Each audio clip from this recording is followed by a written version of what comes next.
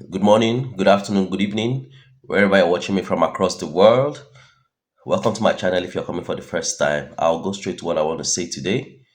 This is Omenuko Lifestyle channel. If you're visiting for the first time, please subscribe and like this video. Or if you see any video you like, just kindly hit the like button and you can share with friends who might be interested. And if you have any question, just drop.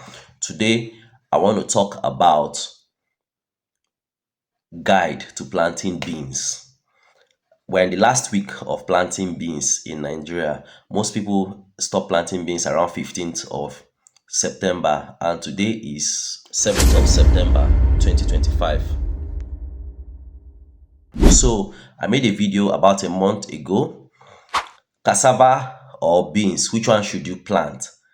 And in that video, I just gave some form of cost analysis, breakdown, differentiating between beans and cassava, what it will take you to plant this, what you're expecting as harvest. Then I have a question someone asked me in that video. The person is Dan Nwankwo. Dan Nwankwo. He asked me that I should guide him through planting beans. I've sent a note or a written reply to him, but sometimes when I look at some of this reply, I feel like these things are just too technical. I want to now explain it. I want to make a video response to it and explain it in such a way that it is just a layman will just understand. Sometimes all these technicalities myself is not really necessary. Some of these things are just simple. So that's why I'm making this video. He has already thanked me because I guess he has read it, but this is also a video response for people that are interested. YouTube, of course, they want me to post videos and as well as Facebook. So that this is the video, a simple guide on how to plant beans, what you should expect, the whole process. I've done a lot of videos on that. You will still see it, but this one I'm just talking. I'm not going to be showing anything on the farm. I'm just talking. So the first thing is to identify the land where you want to plant the beans. Look at land and know, okay, yes, this is where I'm going to plant the beans. Let the bean land not be too much of a sandy soil. Let it be a well drained mixture of maybe loamy soil, well drained loamy soil that is not too sandy and not too compact. That's the first thing. The second thing is that you have to do is to clear the land. If the land is in a bushy area, like you saw in one of my videos earlier, where I planted beans this year, although I've not posted the video, it was bushy. I had to apply chemical to kill off the bushy weeds and then clear it to make it, I mean, leveled, brought out the grasses and everything, burnt them. That's the second thing. You have to clear the land, make sure that the land is loosened and all that. Of course, the third step is to make your ridges. Of course, when you're making your ridges, it somehow also helps to loosen up the soil. Although beans is a very rugged crop, like I said, it can grow almost anywhere. So, but when you're making your ridges, it helps. Someone has asked me before, can beans be planted on plain ground? It can also be planted on plain ground. Let's be honest. Beans, you don't need to make mounds like yams or sweet potatoes for it. You can just plant it on a plain ground and it will do well. So some people, after even applying chemicals to the farm, they don't need to go and make ridges. They just plant it. I'll make, I'll show you, I'll make another video just showing you lands around where I farm, where people just planted the beans without even making ridges on it. Unlike mine, which I made ridges. So you make your ridges. The third thing is to plant the beans. Now, in some cases where maybe the land didn't have much grass, some people what they do is that they plant the beans after making the ridges, then they apply chemical or they apply the chemical first, then the next day they go and plant the beans so that grasses don't grow afresh. I hope that makes sense. So that's it. You apply the chemical on the ridges so that grass don't grow before the beans is ready. But of course, some will still come up. So apply the chemical and then you plant the beans. The basic point here I'm making here is you plant your beans. When you plant your beans starts growing. Then the next thing is, after like maybe 1 2 months, it might start bringing, grasses might have started coming out again. So what you might need to do is weed the farm.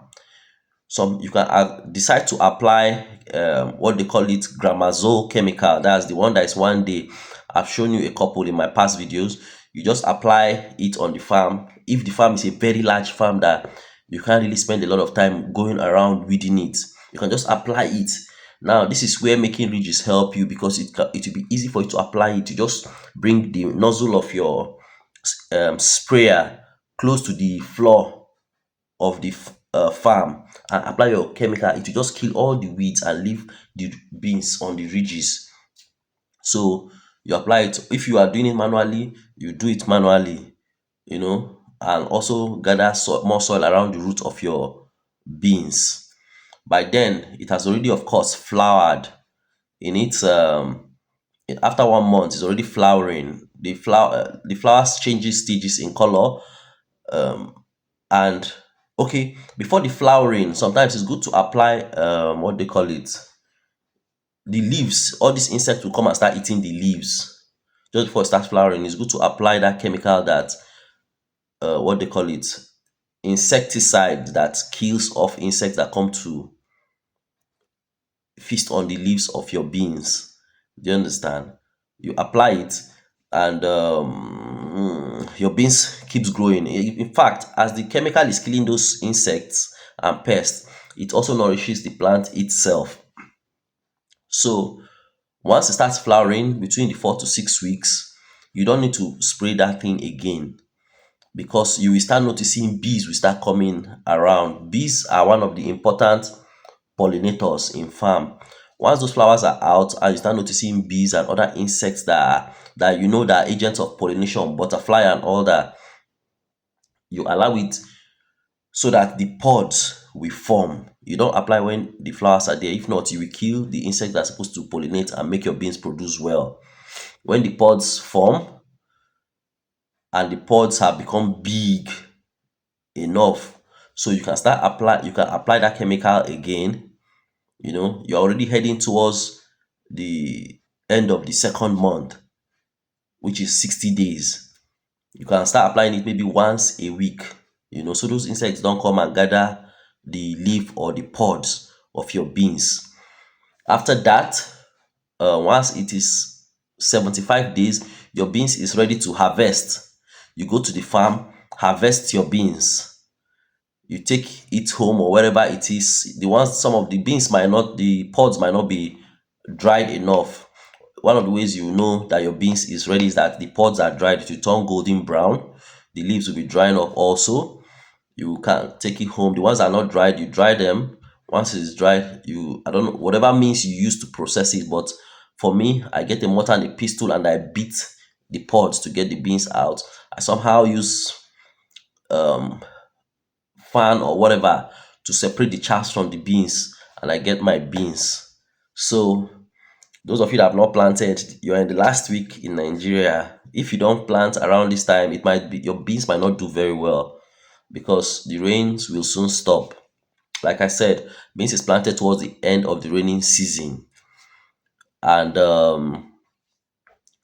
because it doesn't require so much rain, it doesn't even require so much fertilization. That's why that chemical you are spraying that kills insects also nourishes it.